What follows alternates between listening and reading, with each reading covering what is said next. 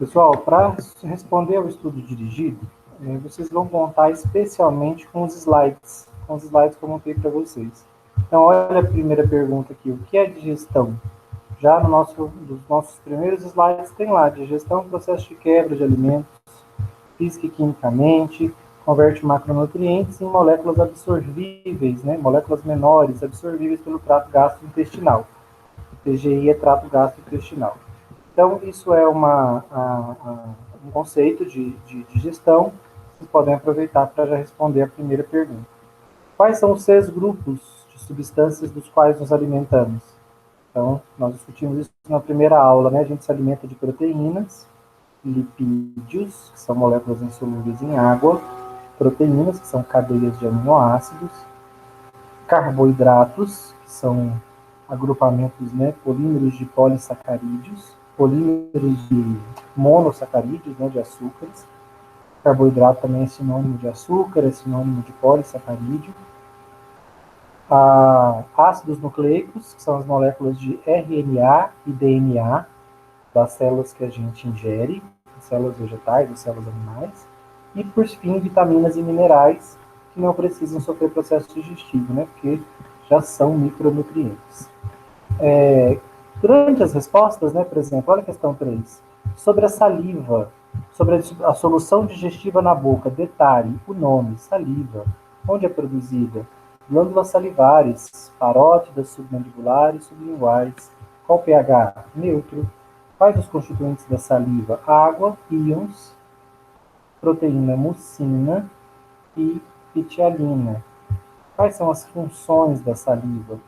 Saliva limpa a boca, saliva lubrifica o alimento, facilita a deglutição, saliva umedece o alimento, também auxiliando na deglutição. E saliva possui pitialina, que é uma enzima que quebra amido, parcialmente, né, quebra o amido em maltoses, iniciando a digestão desse carboidrato, que é o amido, que é a principal fonte de glicose da nossa dieta. Caso vocês cheguem na hora de responder uma pergunta e acharem que eu acho que queria complementar essa resposta, ou você não achou no slide, você achou que podia responder de uma forma mais aprofundada, inclusive lá nas questões de aprofundamento da apostila, eu vou indicar 2 sites que eu gosto muito, que vocês podem usar para fazer as pesquisas de vocês e que versam sobre todos esses temas nossos da fisiologia. Então vamos pensar aqui, ó, inclusive é uma atividade lá da fisiologia, lá da aula 4. Funções biológicas do cálcio. Você quer saber funções biológicas do cálcio. Quando você põe para pesquisar, qualquer pesquisa que você fizer nesse sentido, normalmente vai aparecer esse site para você aqui, ó, MSD Manuais. Manuais da Merck. Os manuais da Merck são manuais muito completos. Eles falam sobre fisiologia, sobre patologia. A Merck é uma famosa indústria farmacêutica, uma das maiores do mundo. Então, olha, aqui, ó, acessando esse link, ele já vai te falar tudo sobre cálcio. E reparem, ó, que a Merck tem um índice enorme de informações que você pode coletar. Então, ó, na letra B, eu tenho informações sobre o baço, o que é bacteremia, o que são bactérias. Vendo várias perguntas que vocês tiverem, o Manual Merck responde de forma detalhada sobre doenças. Essa talvez é a fonte que eu mais gosto na internet para uma informação rápida, tá? Sobre fisiologia, sobre imunologia, para várias disciplinas da área da saúde, você vai poder usar o Manual Merck para trazer conceitos, para esclarecer algum tema que vocês não estão entendendo. Olha na letra N.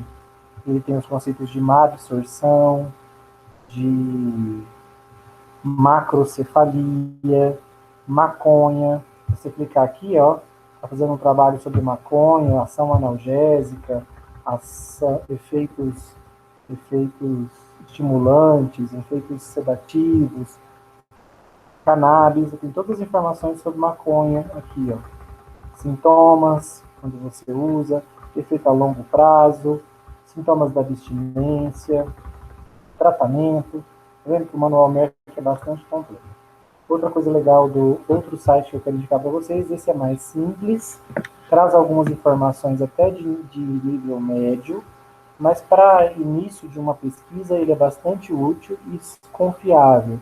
É o Brasil Escola. Tá? Vocês podem usar o Brasil Escola para muitos temas, ele é bastante completo. Tá? E é uma informação confiável. Então, podem usar as informações do Brasil Escola. O que vocês não acharem no manual MERC, ou dificilmente, né, vai ter um tema que não vai estar sendo explicado, ou no manual MERC, ou no Brasil Escola. Tá? Que são as minhas sugestões para vocês. Vamos seguir aqui no estudo dirigido, né? Como se dá a digestão de carboidratos na boca? Tem um slide mostrando isso, né? Inclusive também é uma atividade da apostila, o esquema da digestão do amido, é digerido pela pitialina em pH neutro, virando maltose. Porque é uma reação, né? Eu estou mostrando a reação que a pitialina catalisa. Converte amido em maltose. Essa é a resposta. Quais as funções da língua e dos dentes? Você tem slides para isso também, ó. Olha aqui. Língua, percepção de sabores. Né? Além da percepção de sabores, ela é um órgão muscular, ela mistura o alimento. Além disso, ela ajuda na deglutição. A primeira fase da deglutição é um ato voluntário de engolir, que a língua promove. Dentes, qual a função dos dentes? Eles atuam na mastigação, na trituração do alimento. Os incisivos cortam, os molares amassam, trituram, né? Os caninos rasgam. É para isso que nós temos dentes, para a trituração do alimento.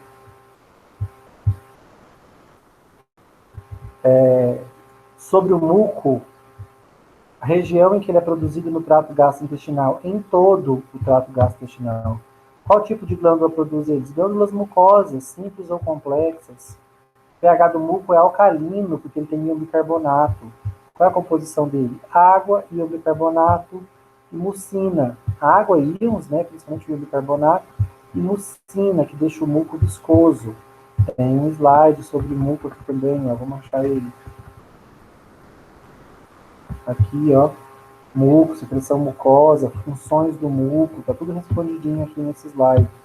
A questão 6, que é sobre muco. Questão 7, etapas do ato de engolir, são 3 etapas. Uma etapa da boca, em que a língua empurra o alimento para trás. Uma etapa na boca, em que a língua empurra o alimento para trás, voluntária, e 2 etapas involuntárias, uma na faringe e outra no esôfago, onde o peristaltismo e a gravidade vão empurrar o alimento para baixo, né, em direção ao estômago. Quais os tipos de peristalse que ocorrem no trato gastrointestinal e qual é a função de cada uma no processo digestivo? O nome delas já diz, né? Eu tenho 2 tipos de peristalse. A peristalse de propulsão, que é a peristalse que empurra o alimento para frente, em direção ao ânus, e a peristalse de mistura, que são contrações que vão promover a mistura do bolo alimentar dentro do trato gastrointestinal, especialmente a mistura dele com enzimas digestivas, né? Com os sucos digestivos. Então, a parede se contrai e mistura o alimento ali dentro com as soluções digestivas para que esse alimento seja completamente digerido. Então, peristalse de mistura e peristalse de propulsão. São contrações, né, involuntárias, musculatura lisa na parede do nosso trato gastrointestinal. Todas as estruturas do nosso trato gastrointestinal, né, da faringe até o reto, sofrem contrações em movimentos peristálticos. As 7 camadas histológicas do trato gastrointestinal também foi tema de estudo para nós, né? Aqui estão todas elas, ó. Epitélio, mucosa, muscular da mucosa, submucosa, muscular circular, longitudinal e serosa.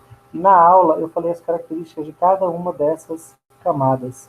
Qual a importância de cada uma delas? Por que a parede do tubo é feita em 7 camadas?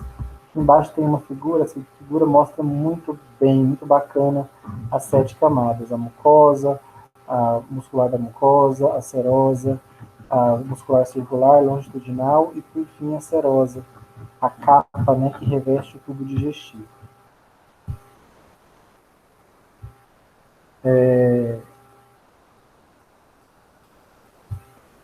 Descreva como se dá a digestão via sistema nervoso autônomo. Isso aqui nós falamos bem superficialmente, né, em sistema nervoso entérico. O que eu discuti com vocês na aula? Que nós temos um sistema nervoso entérico, uma rede de nervos, dividido em mioentérico e submucoso. O submucoso controla a secreção e a circulação de sangue no trato gastrointestinal. E o mioentérico controla a peristalse, controla os movimentos. Então, essa é uma rede própria de nervos, de neurônios, que rodeiam o trato gastrointestinal. Mas, se necessário, o sistema nervoso central pode se impor sobre o sistema nervoso entérico, via uma rede simpática e parasimpática de nervos. Os nervos simpáticos liberam noradrenalina e os parasimpáticos liberam acetilcolina. Então, o sistema nervoso central pode sim se impor sobre o sistema nervoso entérico, os neurônios do intestino, do trato gastrointestinal, via sistema nervoso simpático e parasimpático. Então, o sistema nervoso simpático e parasimpático são capazes de controlar as funções do sistema nervoso entérico, que é a rede de nervos que reveste o trato gastrointestinal e trabalha sozinha a maior parte do tempo, mas se necessário, o sistema nervoso central pode se impor sobre o sistema nervoso entérico e controlá-lo. Composição celular das glândulas pilórica e gástrica, né? Só para vocês conhecerem as duas principais glândulas do estômago. A glândula pilórica, ela tem, no desenho que eu fiz para vocês, né? Vocês vão usar o desenho, deixa eu ver lá em cima. Ó, no desenho do estômago que eu fiz para vocês, eu mostrei que na glândula pilórica a gente tem especialmente a célula principal, ou péptica, e a célula G. Já na glândula gástrica, a gente tem principalmente a célula oxíntica ou parietal, que é quem produz o ácido gástrico, o fator intrínseco, e a célula ECL, que produz histamina. E ambas as glândulas têm células mucosas no pescoço, que são essas células em azul, que produzem muca. Então, essa aqui está a diferença da composição celular dessas glândulas.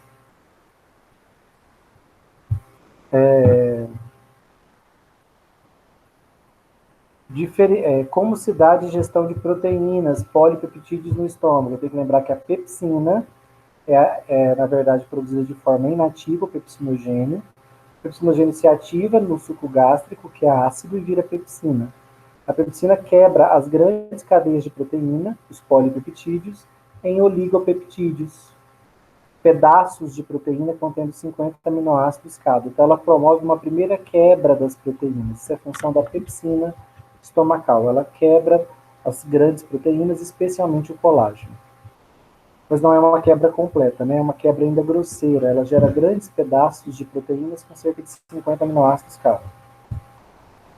Como é que a célula oxíntica produz o ácido clorídrico?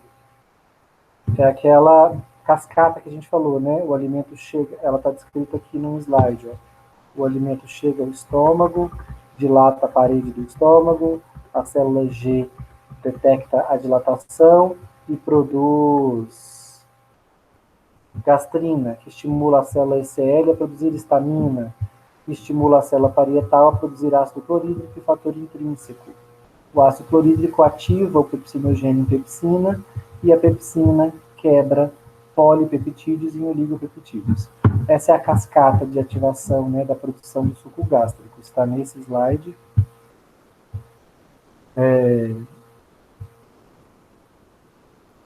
O que é fator intrínseco e sua importância? É uma proteína também produzida pela célula oxíntica que vai atuar na maturação de hemácias. Tem slide para fator intrínseco? Tem, o fator intrínseco, quem produz, o que ele é, qual é a função dele e que é uma função vital do estômago, né?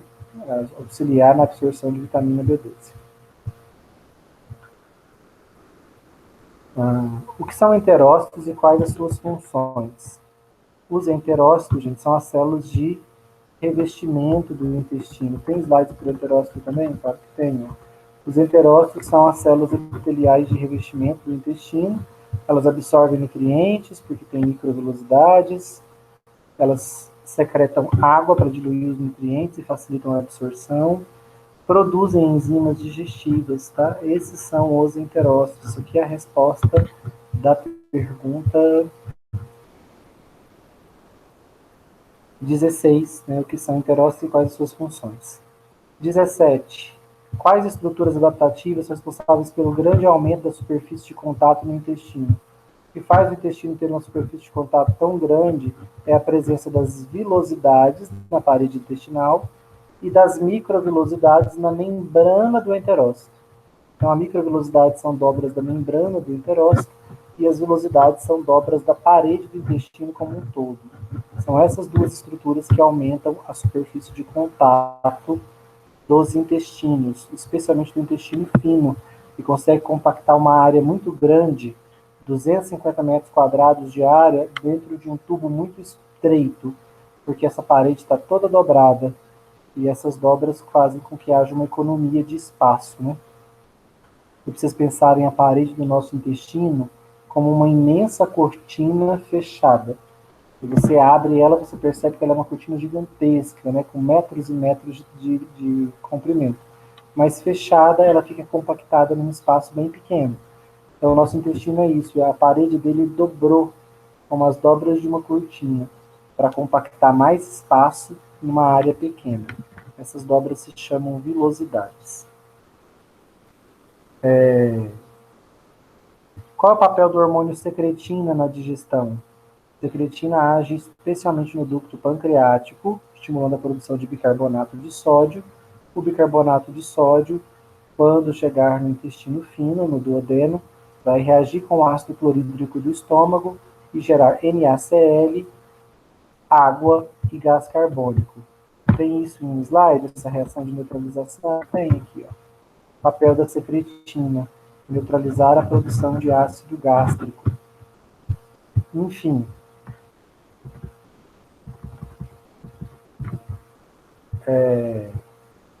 como se dá a neutralização do ácido gástrico? Gente, a neutralização do ácido gástrico é essa reação aqui, ó. Bicarbonato de sódio reagindo com HCl, gerando NaCl, água e gás carbônico. É assim que se neutraliza, né? E essa neutralização acontece assim que o elemento ácido chega no duodeno, porque a célula S detecta essa acidez e produz secretina. Secretina faz o ducto pancreático produzir bicarbonato de sódio. E o bicarbonato de sódio vai neutralizar o ácido estomacal. E a colecistocinina, qual que é o papel dela? É estimular a produção de enzimas digestivas, tanto do pâncreas quanto a bile nos hepatócitos. Então, a colecistocinina vai estimular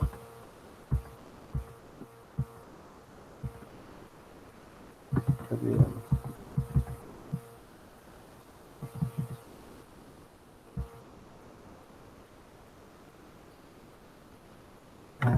Isso aqui que eu falo dela.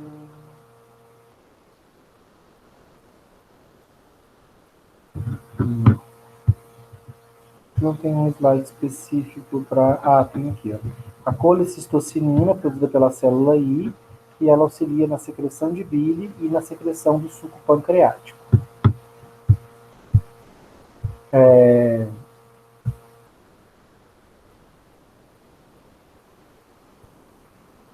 Quais os constituintes do suco pancreático, né, gente? É a água, bicarbonato de sódio e as 11 enzimas digestivas que nós estudamos, né? Tem todas elas lá nos desenhos que eu enviei. Então, vocês só juntarem as 11 enzimas digestivas, a água, bicarbonato de sódio, pronto. É essa a constituição do suco pancreático. A bile é produzida nos hepatócitos, né, na célula do fígado. É armazenada na vesícula biliar, é constituída de água, sais biliares, que são emulsificantes de gordura. Então, a função da bile é emulsificar gorduras. E ela ainda contém excretas. Então, ela é também um veículo de excreção de substâncias metabolizadas pelo fígado, que ele lança no intestino junto com a bile. Mas o principal constituinte dela são os sais biliares, que emulsificam gorduras, né? Tem um efeito detergente, separam as gorduras. As questões 23 até 26 é sobre o processo digestivo de gordura, proteína, ácido nucleico e carboidrato. Nós fizemos uma aula para cada processo digestivo: carboidrato, proteína, gordura Ácido nucleico. Assistam essa aula para vocês poderem responder como se dá o processo digestivo de cada um desses grupos. Tem uma questão na prova para cada um deles. Onde que a gente absorve vitaminas e minerais? Como no intestino fino, né? Especialmente no jejum e no ilho, nas partes finais do intestino fino. Qual o papel do intestino grosso na digestão, gente? O intestino grosso, nós vamos falar dele aqui. Ó, intestino grosso, o que ele faz? Ele absorve água e eletrólitos na sua porção inicial, o cólon absortivo, e ele armazena as fezes na sua parte final, o cólon de armazenamento. Essa é a função do intestino grosso. E ele ainda abriga a microbiota intestinal, né? O que é a microbiota intestinal? Temos um slide aqui para a microbiota intestinal, né? Um conjunto de micro-organismos que vivem de forma simbionte no nosso intestino, nos defendendo de bactérias e micro-organismos patológicos, enquanto a gente dá para elas alimento e abrigo, né? E habitat, que é o interior do nosso intestino grosso. Quais os esfíncteres do trato gastrointestinal? Tem um slide só para os esfíncteres, todos eles, gastroesofágico, piloro, válvula iliocecal e o último que é o ânus, que é o único que tem um anel de controle voluntário. E por fim, última pergunta, qual é a constituição das fezes, na questão 31. Aqui tem um slide dizendo que as fezes são 75% água, 25% matéria sólida. E esses são os componentes sólidos das fezes. Questão 32, 3, 4, 5, 6 e 7 são sobre o fígado, que nós ainda não estudamos e que ainda não é tema da nossa primeira prova. Então, não precisam ser respondidas no momento. Depois da nossa aula de fígado, na semana de vista, vocês vêm aqui e completam essas respostas para deixar o estudo de vocês pronto e a apostila de vocês vai se tornar, então, um recurso de consulta. Lá na frente, quando estiverem estudando outras disciplinas que abordem a função, né, do corpo humano, vocês voltam na apostila do seu primeiro bimestre para consultar sobre digestão e sobre função hepática. Tá? Então, a última questão que vocês precisam fazer para efeitos de prova é a questão 31. Certo? Tenho certeza que vai ajudá-los a responder o estudo dirigido. Vou fazer essa postagem agora para vocês.